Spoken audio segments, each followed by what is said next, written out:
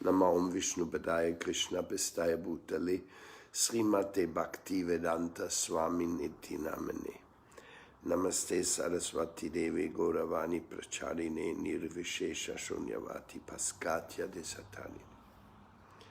So we were talking about sadhana, that if you want a sadhana to happen, you have to practice the sadhana yourself. I don't know how, but actually it's wonderful. I think I have not missed in 40 years many Mangalartiks. You can count them in two hands. So how do you go and visit Mangalartik? Because you realize that Krishna is coming to meet you and you better be there. A little bit of a duty-bound thing is not a bad idea. Of course, there's devotion.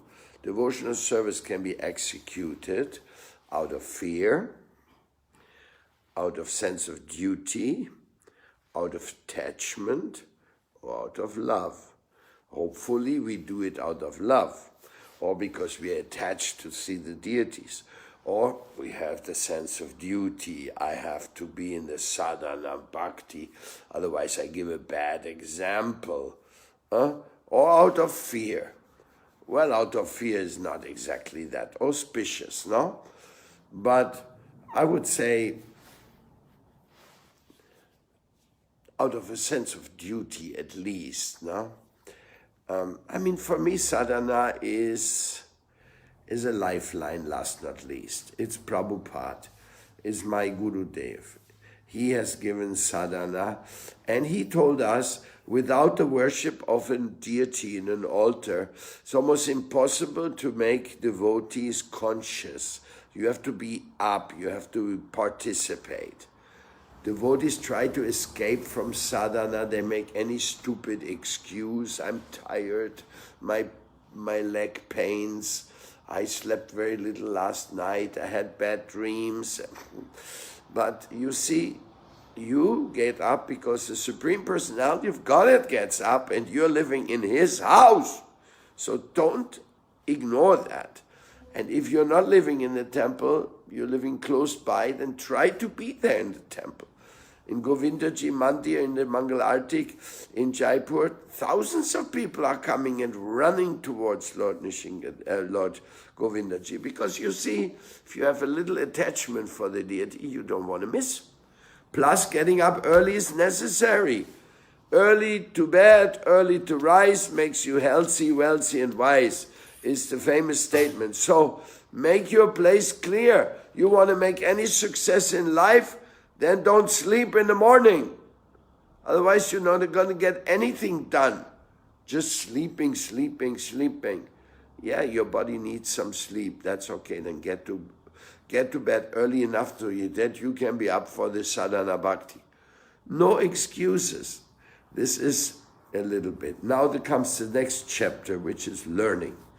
Listening to the classes. Again, listening to the classes, giving class and listening to the classes is part of the sadhana.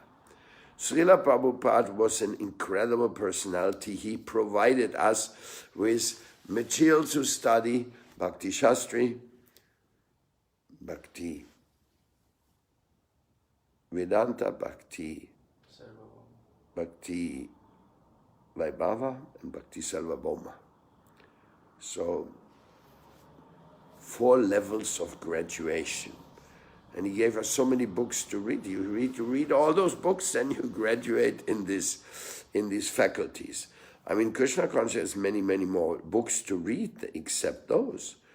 Nowadays we have the books of Srila Sridhar Maharaj, which are very poetic, very devotional. We have very scientific books of Srila Bhakti Pramod Puri Maharaj, like Art of Sadhana, and so many other great jewels. We have the books of Srila Bhakti Balabhtirtha Maharaj, Bhakti Daita Madhava Maharaj. We have the books of Bhaktivedanta Narayan Maharaj. There's so much literature to read to become a quite learned devotee, but now we have to understand one thing. Now we want to make a center in the Western world. We want the people to have some knowledge. Now we are touching on a very basic thing, which is the Swadhyaya, the study of the Holy Scriptures. This is a part of the yoga process, a part of Jnana Yoga a little bit, because you read the books and try to understand, hey, what is this all about? First book to read, Ishopanishad. You should read the Ishopanishad. If you have not printed it, get the ISKCON books. Read the Ishopanishad with your people. Try to get the devotees to memorize the shlokas of Ishopanishad. Memorization of shlokas is another subject. Not every devotee has the tendency, but it's also by peer pressure, or let's say a little bit of spirit of competition. Rohini Nandana and myself, we had a little competition of who can memorize more shlokas. Rohini Nandan then later he published the Vaishnava's shloka book. Also, Mission of Srila Narayan Maharaj, they published the shloka book. In South America, we published the shlokas, the Pracharanamrita, shloka books. Now, shloka book, you should not only know the shloka, but for what purpose this shloka was giving. Oh, how did Prabhupada use a shloka to defeat a certain type of Mayavadi, confusion, etc., etc. So, sit properly.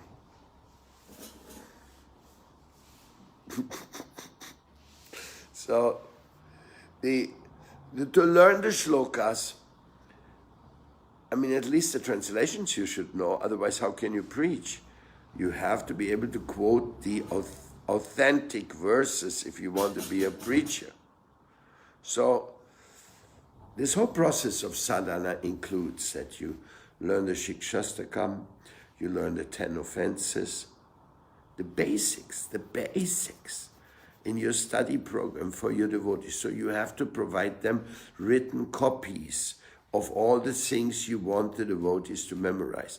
If you don't do that, don't tell me you're starting a center of Krishna Conscious and providing people with some basic education in Krishna Conscious. You have to provide these. This is your job. Provide them with a songbook. Songbook is essential in Krishna consciousness. Without a songbook, how the people will be able to sing the songs? And the songs, they should be memorized. I mean, we really should. I mean, I catch myself with old age. I'm starting to forget some of the songs. I'm so embarrassed. You don't know how embarrassed I feel to ask for a songbook sometimes, because I see you're an old devotee and you don't know the songs by heart. I don't know. The memory fails in the old age, you know. But the songbooks must be at hand for all the songs you regularly sing in the temple, even if you just have sheets. But everybody who joins the temple has to have a written ability to go along with the songs which are being sung in the temple, and the mantras, the most essential mantras for chanting. Most amazing, I mean, the songbook has everything. They have the pranam mantras of Srila Prabhupada. Thank you so much. So everything is very necessary.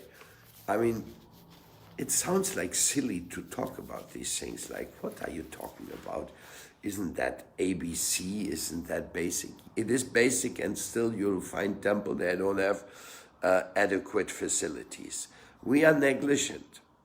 We have a tendency of being negligent, and for that sake, we have to discipline ourselves. And the discipline is also, like, we have sadhana, we recite, like the Shikshastakam. We should recite it every day so we don't forget it. Shikshastaka is Lord Chaitanya's own 8 verses. Every day we should recite them. And by reciting them, we'll be more solid in Krishna consciousness, because the Shikshastakam is the tenet, is the basic foundation of Krishna conscious philosophy. We are lucky. I remember when I was a socialist,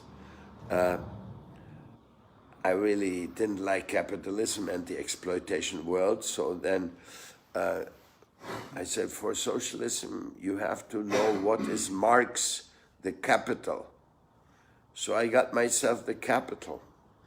And I started reading. I don't think I went further than 2 pages. It was so boring, terribly boring. I said, what? I have to read that horrible book in order to be a socialist? Oh my God, you know? So I became just a show socialist. I knew the vocabulary of the socialism. I could speak it. People thought that I had read all this stuff, but it was deadly boring. No. So Krishna consciousness, we have a very basic foundation, which is very beautiful. Of course, after Shikshastakam comes Ishopanishad, Upadeshamrita, very important book.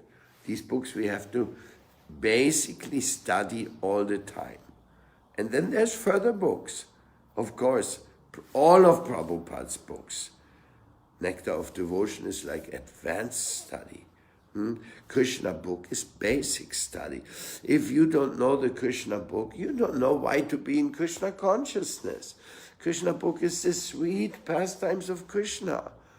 I met somebody in the street yesterday and he pulled out a Krishna book which he ordered online. He never been to a temple and he was enamored. And I said, well, this is a second volume. This is Dwarka. Yes, he knows. I also know Vrindavan pastime. And he had never been to a temple. Vrindavan pastimes, Dwarka pastimes, Mathura pastimes, you know. So Krishna book is an essential. Reading books in the temple has to be a daily practice. Nowadays we're in great danger because people watch too much with YouTube and all this stupid Facebook, updating your Facebook and looking, blah, and you have no more time to read. At the old days, there was no Facebook, there was no WhatsApp, there was nothing like that. So we were listening to Prabhupada's tapes and reading his books. And it was very difficult at those days to get hold of Prabhupada books. Anything which is difficult to get hold of becomes attractive. Everything which is very easily thrown at you, you say, okay, put it here, I'll look at it one day. And you don't pay attention. When I was doing book distribution in the communist countries, in Hungary, in East Germany, one book was considered like a treasure. One book you took into that country was read 1,000 times. Now you get lucky if only one person reads it if you give a book. People are not into books. It's a very difficult time. But we in our temples, we have to provide the reading, the study, the lectures on the books every day. And it has to be a practice where people should participate joyfully. It is about joyful participation also. So there has to be a good amount of humor. Prabhupada in his classes, sometimes he used to cut jokes and get everybody laughing. I mean, the Krishna conscious philosophy is very joyous. We have all good news. Like I was giving yesterday one comparison. I say, come on, how much do you pay to be in a 5-star hotel? Think about it. 5-star hotel. You have a bed, a stupid TV screen, probably you have Wi-Fi, you can go to a restaurant where you can eat anything you want, as much as you want, and you have a room with which you have to pay every night minimum $100. Okay, $100. There's hotels you pay $10,000 a night if you're stupid enough. But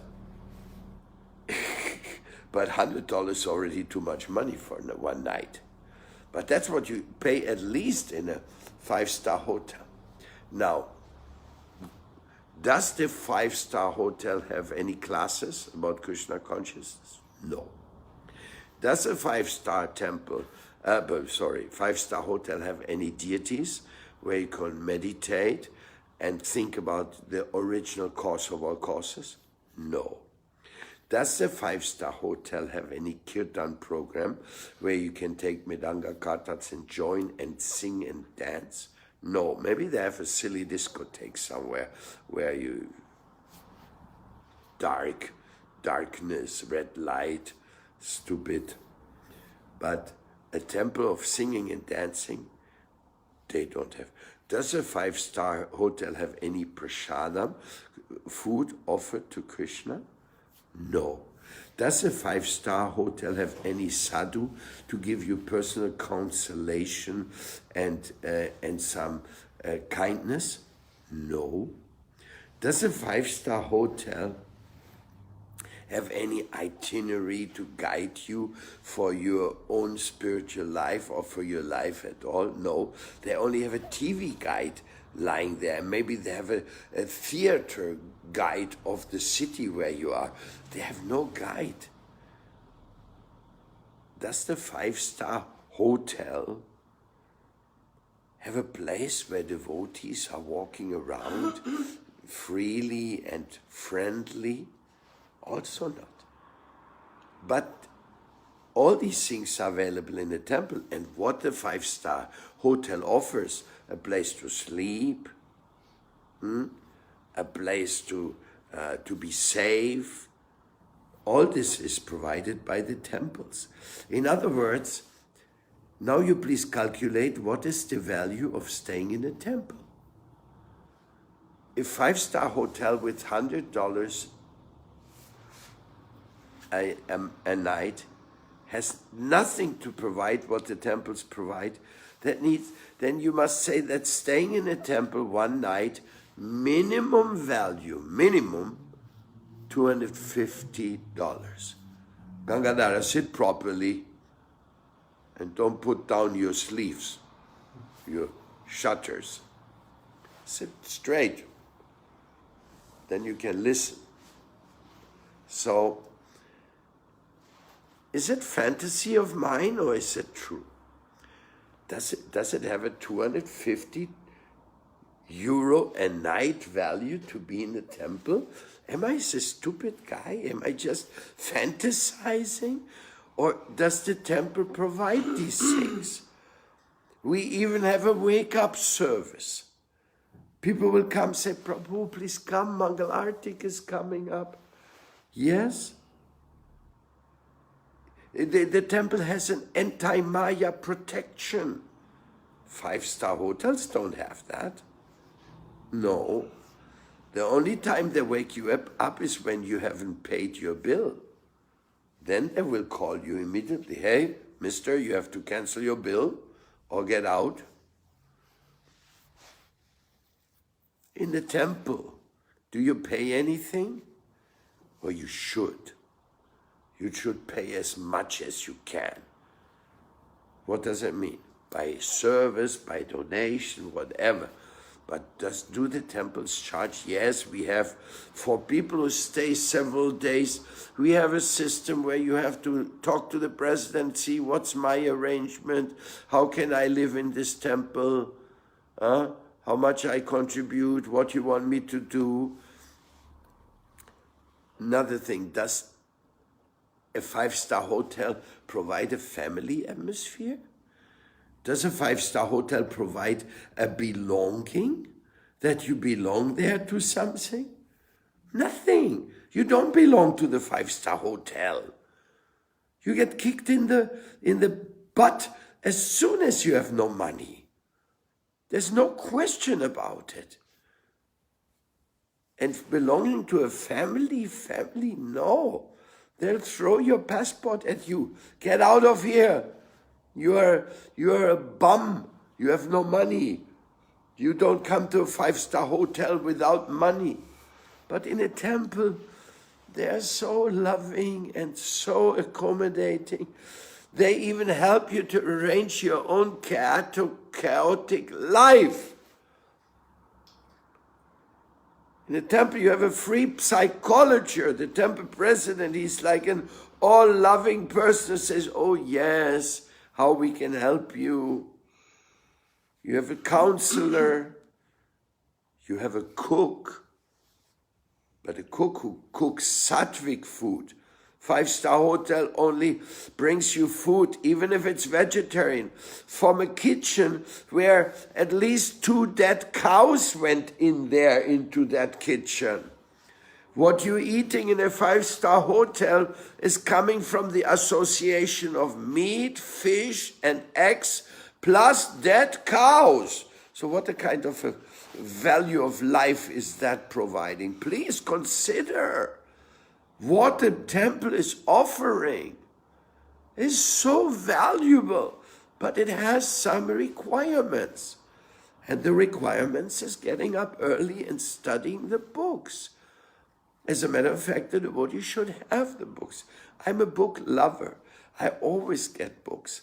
I have so many books, I have no time to read them. I'm very sad because it takes a lot of time, and nowadays we have so much mail and this and that, so we are also backward. But if the new devotees are not studying, if they don't make it a point of being educated in the scriptures, if they don't get the basic shlokas right, if they don't understand Dehi no sminyata dehi kaumanam jovanam jara, savasya chahamri desani vishnu matasmiti jnanam apornam cha, sarvadharma parichaja mamikam saranam vraja. If you don't know these basic shlokas, which is at least 50, you don't know the philosophy. And you cannot explain the philosophy either. So Prabhupada was very proud of his disciples who were learning shlokas. He was very proud of them. So you should be one of them. You should be learned. So if you want to make a temple for Krishna Conscious, you have to motivate the devotees to study. Study the songbooks, to sing, to learn Mridanga, to learn Kartal, to learn everything to make things out of love for Krishna. Yes, you should teach people to do things out of love, definitely. Or attachment, or at least in a sense of duty, and in a sense of gratefulness.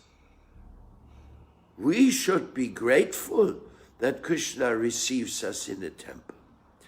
When we lose the gratefulness, we lose the feeling that we have to participate. I've seen it here in this temple. People come very grateful in the beginning. After some time, they take it for granted. And they compare each other with the other. They say, oh, he pays less than me. What a nonsense is this? We should give to Krishna the most we can. He pays less than me, maybe he cannot. That is up to the temple presidents to see how much each one can give. There's a temple president, there's a principle behind it, you know. Or somebody says, oh, others are also sleeping.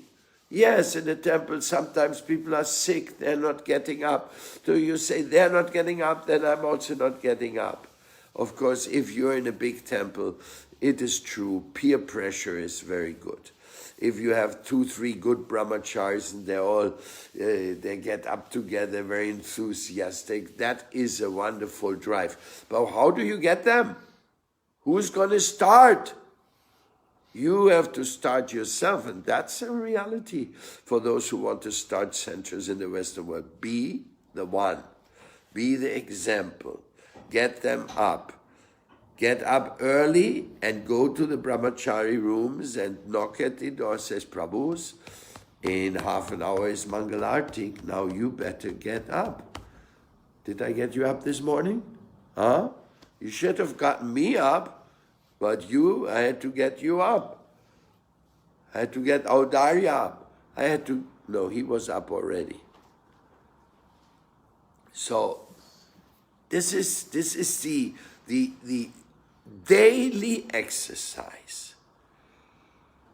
Temple never stops being temple and never stops to have sadhana and studying the scriptures and memorizing them.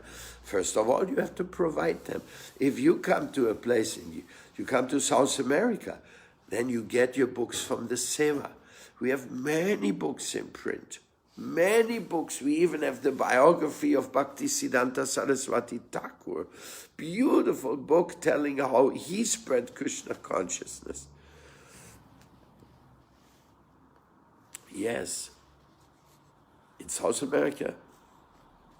And you get the books from the BBT, whatever Prabhupada's books published, you get them and you distribute them. Yesterday, one person, a very dear friend of our temple, he's actually a member of the trust, he said, I got a prize from ISKCON. They gave me a set of Srimad Bhagavatam. And he says, now I'm reading Srimad Bhagavatam. And I'm seeing what Prabhupada really did. If you don't read Srimad Bhagavatam, if you don't read Srimad Bhagavatam, then you don't know what Prabhupada did for us. You really don't. So, these books are to be read. And if you're an active preacher, you can write something also. Write something addition to increase the glory of your Guru Deva. That is it. Books are the basis. Books, no books to study, no class from the books. That's not good. So you have to have the books, and the devotees have to have books, and in the Brahmacharya ashram there have to be books in the shelves, and the Krishna book has to be read every day, a chapter, beautiful Krishna pastimes. One time I was in Gopinath Gaudiya Math in Mayapur, and before Prasad they would read from Chaitanya Charitamrita. So the devotees were sitting there, because to catch the devotees, the best time to catch them is for Prasada. They still do that? Yeah. So people come and say, let's say Prasad, very nice, it's Prasad. And then somebody say, okay, Chaitanya Charitamrita, Madhya Lila, Lala. How long they chant? They read 15 minutes? Like between 5 and 10. 5 and 10. So they read from Chaitanya. You have to get the nectar. Somehow or other you have to put the nectar into the new devotees. If you don't do that, they don't have nectar inside. No reading, no nectar. No nectarization, no happiness in Krishna consciousness. You see, this is all a reality. What I'm talking about is the daily reality. And I am suffering myself this daily reality when I'm in a place with few devotees and they don't practice very seriously. Sometimes grihastas have a tendency not to be so strict with these things. They get up late. Or they get up early because they have to run for their job. But not for Mangalartik and not for reading the Bhagavatam. You know, it's a great privilege to live in a place where there's sadhana. You have to pay extra for living in a place where there's sadhana. And if they force you to participate in the sadhana, you owe them. Sadhana, bhakti sadhana is something you could say the treasure of life. Only the treasure of life can come to you by the mercy of Krishna. And that comes to you by sadhana. And by the deity. The deity is very important. We worship Chaitanya Mahaprabhu. We worship Nityananda. You see? Very important. Without the worship of our Lord, our life becomes stale, tasteless. Then we do everything only,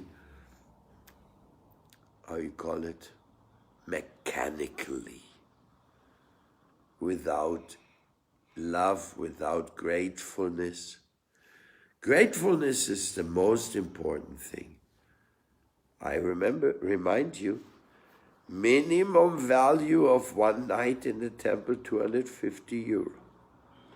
Comparatively speaking, minimum. Do you have 250 euro to pay for one night in the temple? That means every night in the temple, your debt to Krishna goes up at least 250 euro. Now consider how much money you owe to Krishna. This is real. The material world is real. And the temples in this world are real. And wherever somebody opens a temple, the temples are not guest houses. Yes, they have rooms where you can give a little money to sleep overnight. But this is only to provide you the chance to be next to sadhana bhakti, get up early and participate. They may have some guest rooms for rent, but that money is nothing. It's just simply to catch people from the Maya world to come and to stay with devotees. That's why devotees sometimes have guest rooms.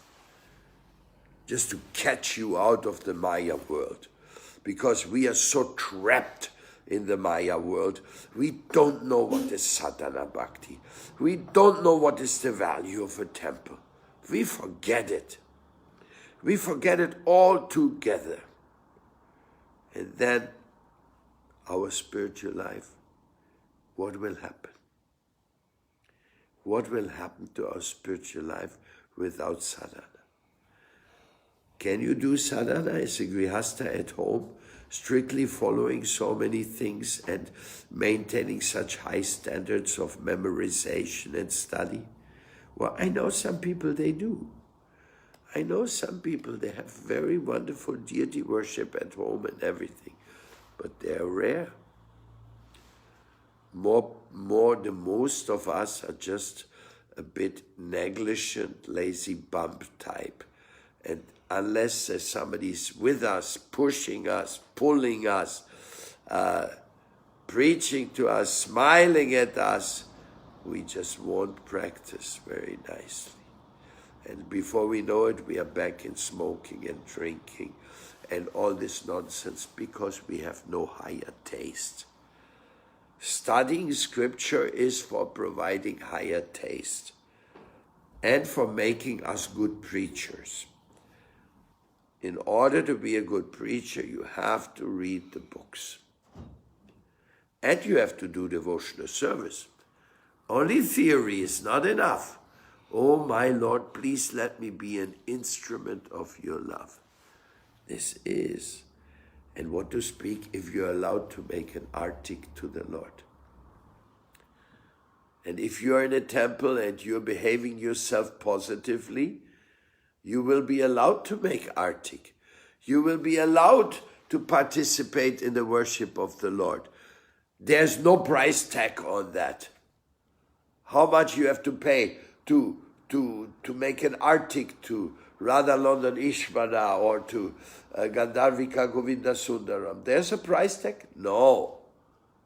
$1 million would not be able to give the adequate value of going into the altar and doing some personal seva, some artik to the Lord. So Kamala is very lucky. She's getting $1 million every day when she comes in the altar.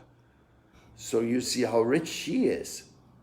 This is not an exaggeration. Whoever has done service to Krishna like that, he has his life becomes so valuable.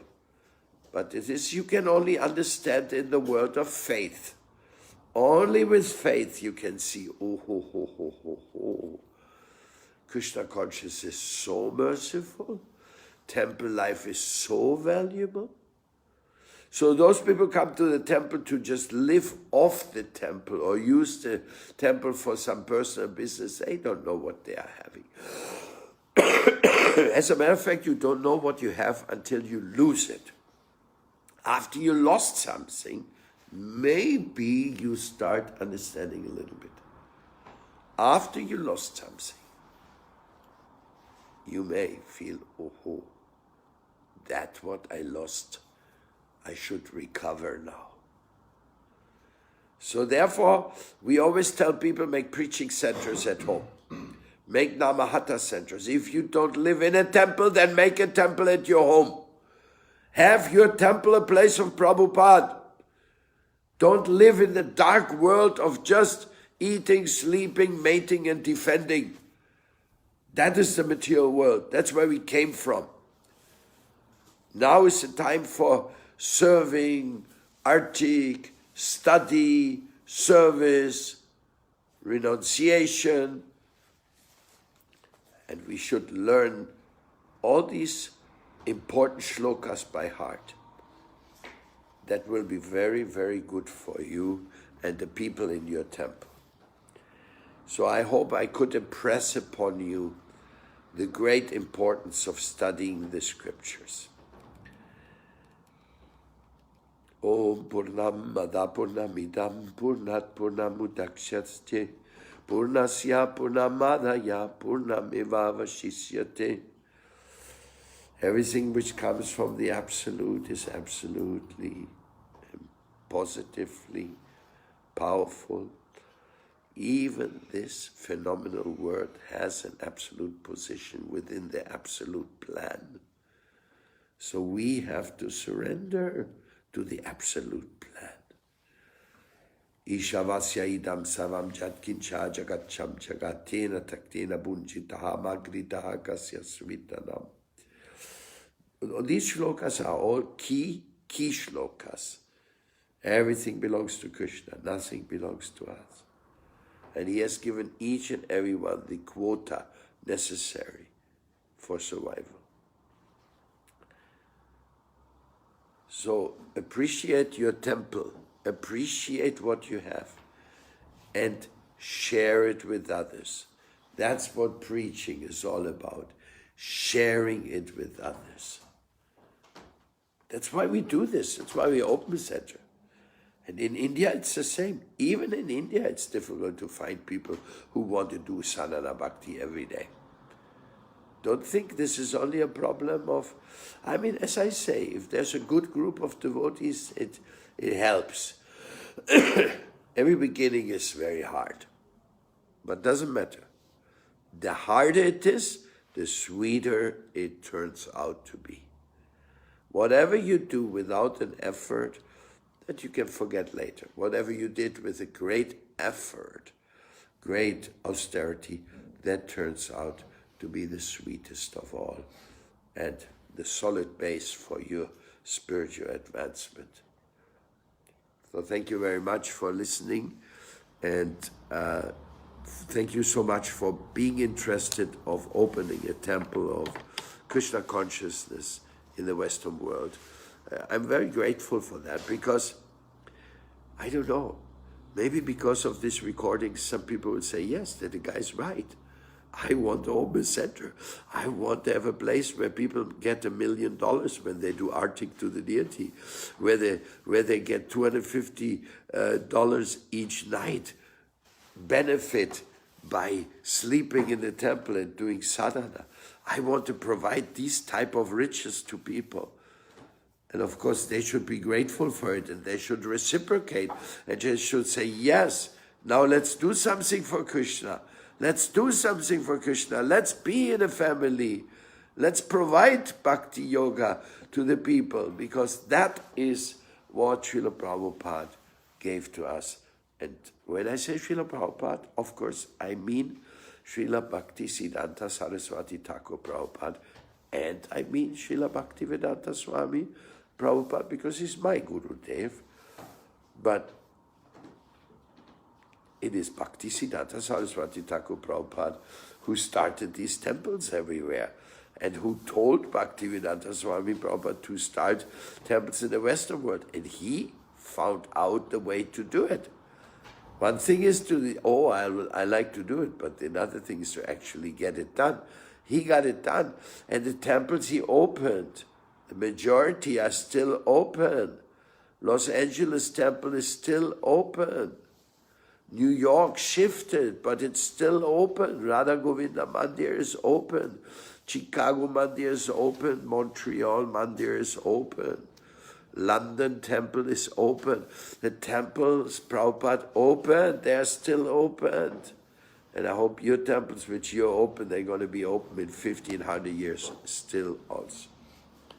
Then your preaching was successful. I mean, if you can manage a property for Krishna, that's very good. And that has to be registered properly, so nobody wants to encroach upon it. Anything, I wish you just bhakti, and you pray for this soul, so that all the wonderful things I have received from my Guru Dev may always be with me, and I'll be always eager to share them with everybody, regardless what. Thank you. Srila Prabhupada ki jai. Jai.